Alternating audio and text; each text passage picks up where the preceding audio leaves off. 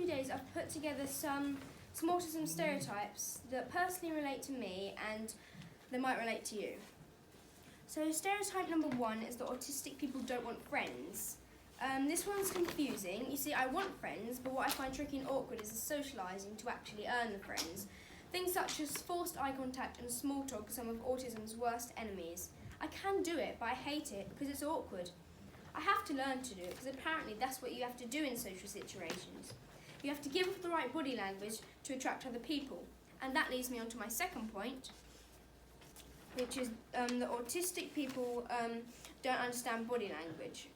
Now actually, I'm hypersensitive to body language, so even just a small sign somebody is noticed, and it can go a longer way than you might think. It really triggers me if I feel I can tell somebody's annoyed at me, and it makes me anxious, though it comes out in anger. I don't get that it's just a temporary feeling for them. In my mind, it's catastrophic for someone if they're angry or upset with me. So parents, teachers, please be aware of your body language around autistic kids, and please don't add to the stress that they're already dragging around with them. Stereotype number 3 is that autistic people don't have a sense of humour. We don't. No, seriously, of course we have a sense of humour. Mine is usually quite dry, and some might say dark. I don't always understand sarcasm, but sometimes I don't pretend I don't, because I don't know why, to be honest. But really, a good chunk of me is pure comedy. Not to toot my own horn, but I know my way around a joke.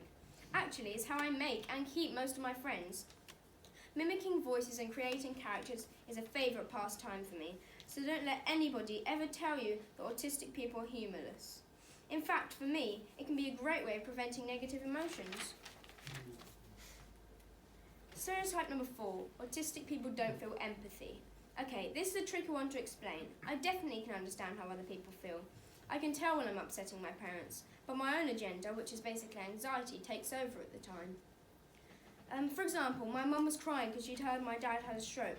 Because we were in public, I was embarrassed. It looked like I had no empathy. I really did, but the anxiety of having my mum cry in public took over from any empathy I was able to feel. Now, autistic people are not only empathetic, but can even over-empathise. For example, I can't even kill a fly that's buzzing around in my room. I keep thinking about how horrible it must be to die a slow and painful death by someone spraying poison at you. I think that's empathy.